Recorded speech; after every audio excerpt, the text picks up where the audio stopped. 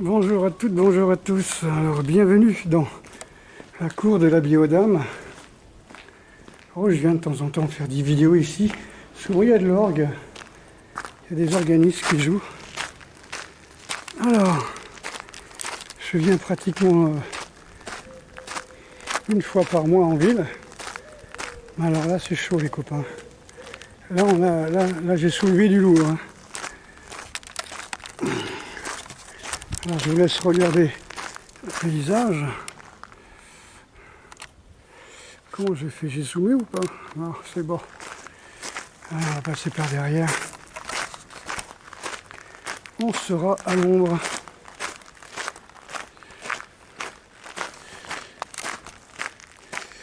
Alors, je vous laisse faire vos recherches sur la Biodame de Saintes, hein, Diane de Poitiers, etc. Si ça vous intéresse.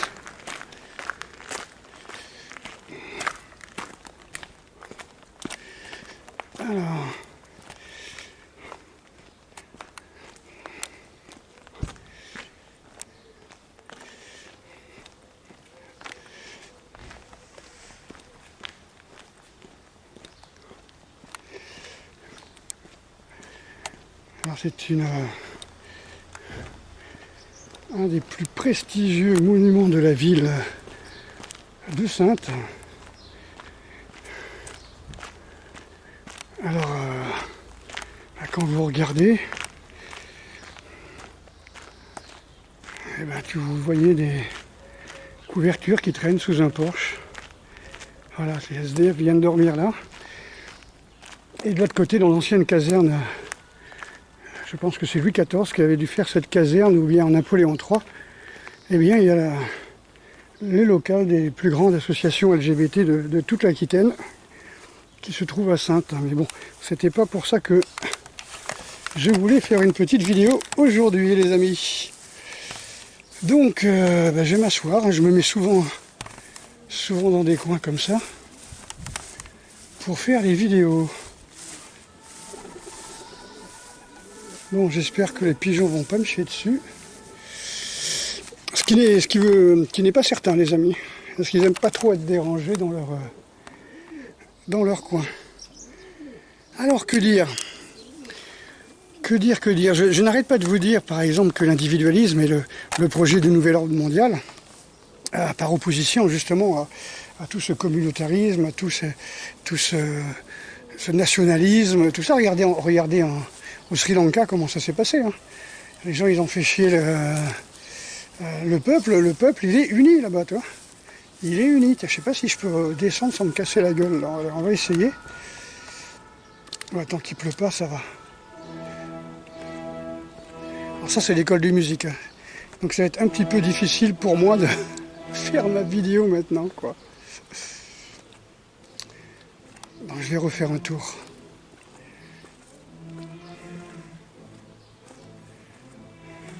Dans l'académie de musique de Saintes. Nous sommes sous les fenêtres.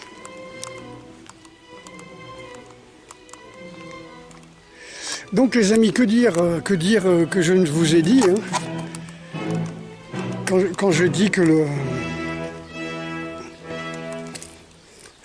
l'individualisme est le projet du nouvel ordre mondial. Tout le monde avec son petit café, sa petite clope, sa petite bière, son petit Netflix. Voilà. Et en fin de compte, avec une sorte de comportement, parce qu'on parle de gouvernement, mais il y a un comportement individuel qui est vraiment incroyable. Vous voyez, je sors rarement en ville. Là, je sors en ville et j'arrive juste devant le parking d'Intermarché, pour ceux qui connaissent le petit Leclerc à Saintes. Et là, il y a des petites maisons individuelles, là, comme ça, où il y a beaucoup de SDF qui squattaient. Et là, je sais pas si elle est louée, mais il y avait un gars. Alors vraiment, la caricature du bof, les amis. Vous n'allez pas me croire. Le type, il était en short, genre débardeur. Je sais pas, moi, je dirais 25-30 ans, quoi, maxi, quoi. Avec la clope au bec, la bière dans l'autre main. Et l'autre main, la clope au bec, la bière d'Esperado dans l'autre main. Et il activait des merguez sur un barbecue, quoi. Alors je dis, il était tout seul, hein. Donc il y avait 2 merguez et un petit morceau de bidoche. Et le mec, ils l'ont fumé tout le quartier. Tout le parking de Leclerc était en fumée. Voilà, le comportement individuel. Le mec, il veut bouffer ses 2 saucisses. Il veut être sûr d'avoir si tu veux, être dans la conformité du beauf qui fait son barbecue. La bière, la clope, la casquette Ricard. Et puis, voilà, c'est vraiment impressionnant, les amis. Ça, c'est le premier truc que j'ai vu. Ensuite, nous sommes en pleine saison. Il fait une chaleur, là, il doit faire 40. Au soleil, il doit faire 40-42, si c'est pas plus. Et j'ai vu deux cafés qui marchent super bien, qui sont fermés pour une semaine. Et c'est des cafés qui vendent des glaces et tout ça. On est en pleine saison et ils ferment. Bon, les gens n'ont rien à foutre. Voilà, donc comportement, tu vois, ils bossent pas pour aider les gens, ils bossent pas pour... non, ils bossent pour faire du chiffre. Et encore là, ils avaient droit à leurs vacances. Ah ben j'ai droit aux vacances, je prends les vacances. Écoutez, moi je peux pas critiquer. Ensuite, j'ai vu des trucs vraiment bizarres. J'ai vu des nanas qui avaient 14 ans à peu près, qui sortaient de magasin Yves Rocher, avec des petites poches là, de trucs de beauté, tout ça. 14 ans les amis, 14 ans. Je veux dire, on va les marier ou quoi? Et ce mec qui part à l'école. Voilà, je trouve ça un petit peu chaud. Parce que toutes les copines que j'ai vues qui se maquillaient 14-15 ans pour paraître plus vieilles pour aller en boîte de nuit, maintenant ils ont la peau dégueulasse. Bon, elles sont alcooliques, elles ont fumé comme des malades. Elles ont les poumons, c'est-à-dire les joues pleines de trous. Hein, en médecine, c'est les poumons. Voilà, en médecine chinoise. Donc je suis un peu interpellé, toi. Enfin, que des trucs comme ça. Là, je sors d'un magasin bio, là. Et il y a quelqu'un qui est arrivé, il a pris un chien. Il a pris son chien, il l'a attaché à une colonne devant le magasin, puis il s'est barré. Et moi, je suis resté 3 quarts d'heure, toi, pour discuter avec le vendeur et tout. Personne n'est venu chercher le chien. Tous les voisins gueulaient, les magasins d'en face, en plein centre-ville, les amis, en plein centre-ville. Le magasin d'en face, il dit, ah, c'est fini ce bordel, attends, 3 quarts d'heure, le chien abandonné comme ça.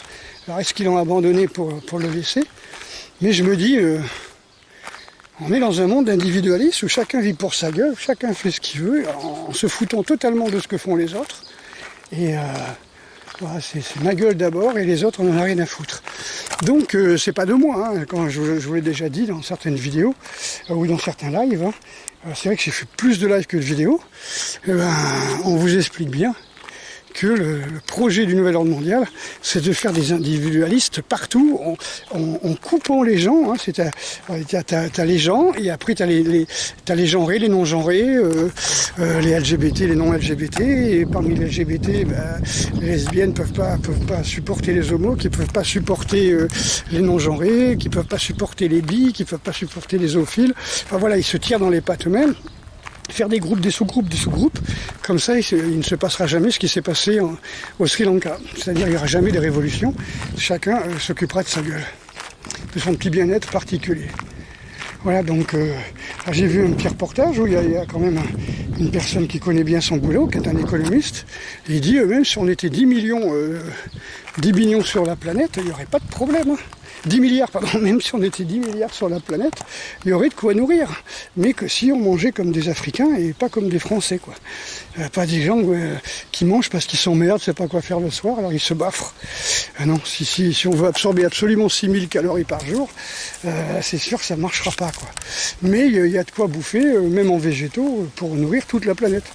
Tu vois, par exemple, j'invente pas. J'arrive ici, je vois le quignon de pain. C'est pas un petit quignon de pain, regardez. Vous voyez, ça c'est jeté. C'est grand comme ma main et c'est jeté par terre. Voilà, ça c'est du pain. Donc tu te promènes comme ça, tu vois des sandwichs, tu vois des demi-baguettes comme ça jetées directement dans les poubelles. Voilà, donc et après on vous dit qu'il n'y a pas assez à manger, qu'il faut tuer 500 millions de personnes parce qu'il n'y a pas assez à bouffer, on est trop sur Terre. On n'est pas trop sur Terre. Si tu veux, il y a 1% de la planète qui a les richesses de 99% de la planète. Donc ils veulent avoir leur espace, ils veulent avoir leur piscine, ils veulent pouvoir faire comme pour le championnat du monde de foot, là, tu vois, Coupe du monde de foot, là. ils veulent pouvoir faire dans les stades une climatisation géante, en plein désert, au Qatar. Bon, voilà, qu'est-ce que vous voulez que je vous dise? On est dans un monde vraiment qui marche sur la tête. Bon, c'est clair qu'on peut éviter de prendre 5 douches par jour, on peut éviter de prendre des bains 2 fois par semaine, 3 fois, 4 fois. Moi, j'en ai vu qui me sortaient, qui prenaient des bains tous les jours. Hein. Tous les jours. Genre une douche le soir, un bain le matin, et puis voilà quoi. Bon, généralement, c'est des constipés, c'est des gens qui ont des sacrés problèmes. Ils veulent tellement tout garder pour eux qu'ils n'arrivent même plus à chier. Donc, voilà, ils vont au shot une fois par semaine, voilà, donc ça limite les chasses d'eau, quoi. Voilà. Voilà, bon, écoutez, voilà un petit peu les aberrations que j'ai vues aujourd'hui qui m'ont interpellé. Je me dis, mais c'est pas possible, mais tout le monde se fout des autres, quoi. Chacun vit pour sa gueule. Ça, tu verras pas ça au Japon, par exemple. Et certainement ni en Russie non plus. Mais bon, voilà, faut pas trop pousser non plus. Faut pas trop en parler de tout ça. Voilà, je rentre tranquillement chez moi. Je voulais faire un tour par les bois, mais oui, c'est complètement désert. Donc, vu que la ville est déserte, vu la chaleur, personne n'ose foutre le nez dehors. Hein. Donc voilà, comment dire? J'espère qu'il n'y a pas trop de vent.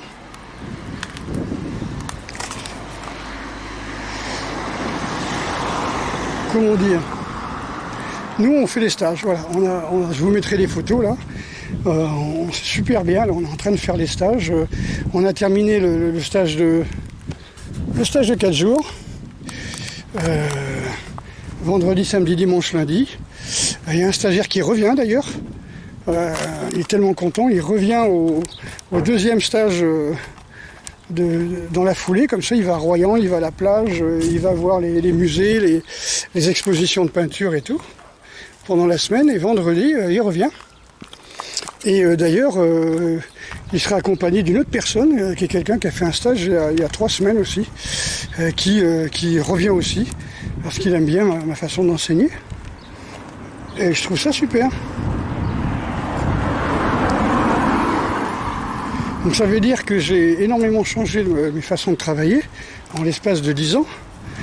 Ceux qui sont venus me voir il y a 10 ans ou même il y a 6 ou 7 ans, ils s'imaginent que j'aurais tout donné et qu'ils connaissent tout de mon enseignement, alors qu'en fin de compte, entre-temps, moi, je suis allé 3 fois au Japon, 4 fois en Russie, et que j'ai appris énormément de choses, quoi. Énormément de choses. Et j'ai créé des ponts, comme on dit, entre les disciplines russes et japonaises. Ils sont pas très loin, hein. Par Sakhaline et Hokkaido.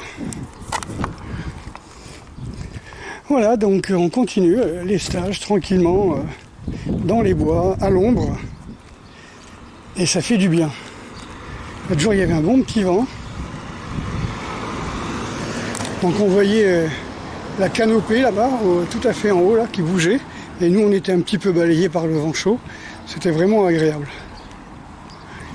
Voilà les amis, donc rendez-vous vendredi, samedi, dimanche, lundi, hein, chaque semaine, pour un stage de 4 jours. N'hésitez pas à demander la feuille d'inscription, demander les renseignements, les tarifs, tout ça, sur le mail que vous avez dans toutes mes vidéos. Et puis, je pense continuer au mois d'août, hein, si on a le droit de bouger. Je pense continuer. Moi, je prends jamais de vacances. J'ai jamais eu de vacances de toute ma vie. Je ne sais pas ce que c'est que les vacances.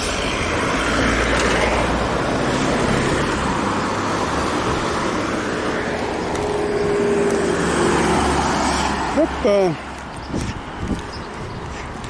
Donc on est parti. Voilà, on va rentrer. Il me reste à peu près 1 kilomètre à faire là. Je cherche des coins d'ombre. Là, pour une fois, je ne voyais pas trop mon visage. Je suis souvent en contre-jour parce que je cherche à marcher à l'ombre. Du fait que ça cogne quand même pas mal. Hein. Voilà, j'ai dû dormir 2 heures tellement il faisait chaud. Voilà. Ok, écoutez, bonne journée, bonne soirée à toutes et à tous. Vous avez vu comment ça se passe, vous savez qui c'est qui nous gouverne. Voilà, n'attendez rien des autres. Voilà, venez chercher votre enseignement. Essayez d'apprendre à vous libérer. Et puis, essayez d'aider un maximum de personnes aussi à se libérer du joug de la passion, comment on appelle ça, la rigidité mentale, le refus de l'évolution, le refus du changement, comme on dit.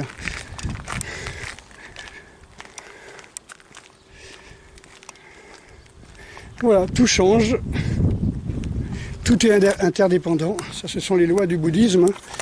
Donc on sait que de toute façon, quoi qu'il arrive, demain ne sera pas comme hier, ça c'est impossible, quoi qu'il arrive, et que, en fin de compte, vous êtes interdépendant. Quand je vois les gens qui me disent moi je fais des stages de survie, je deviens indépendant. Non, tu n'es pas indépendant.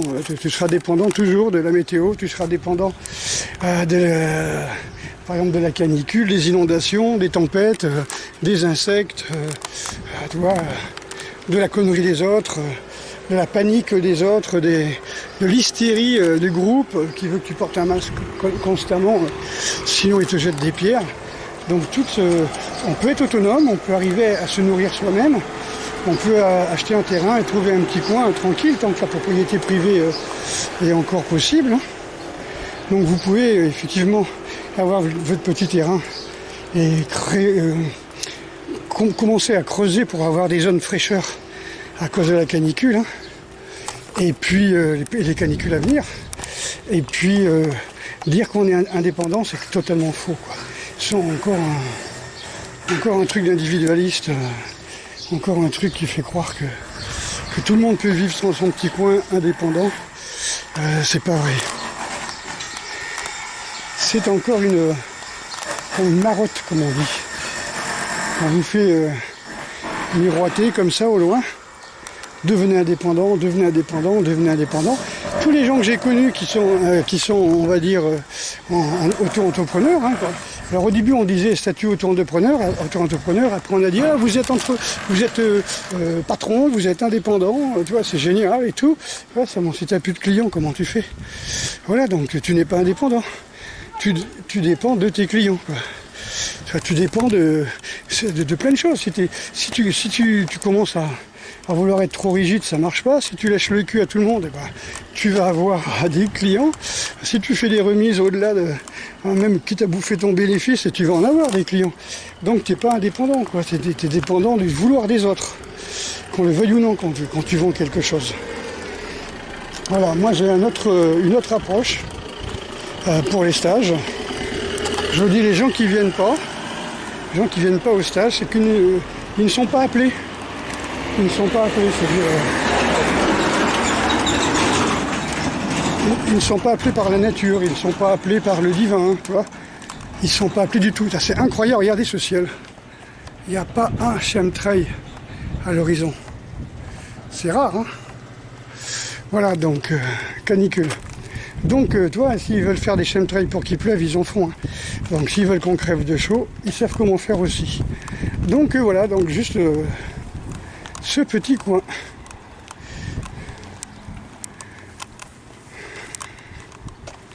Voilà, pas d'attachement à quelque chose de rigide, hein, puisque tout évolue, tout change. Vous ne pouvez pas vous lier. Je me souviens de quelqu'un qui avait acheté un terrain dans un camping, tu vois, carrément acheté dans les années 60. Et en 90, la jolie petite mare, etc., c'était asséché. Il y avait de la boue, il y avait des moustiques, il y avait des grenouilles qui toute la nuit courassaient. Le mec, il était complètement perdu, quoi. Bah oui, c'est ça, c'était un pied noir qui avait acheté ça avec sa prime de rapatriement pour sa famille. Et maintenant, il est à la retraite et il ne peut pas bénéficier de son bout de terrain parce que ce bout de terrain a évolué, il a changé. Et lui, il a payé, donc c'est à lui, il est attaché. Allez les amis, force et honneur, et puis n'hésitez pas à bouger. J'espère que vous méritez de recevoir un bon enseignement, de façon à vous libérer de toutes ces illusions. À bientôt.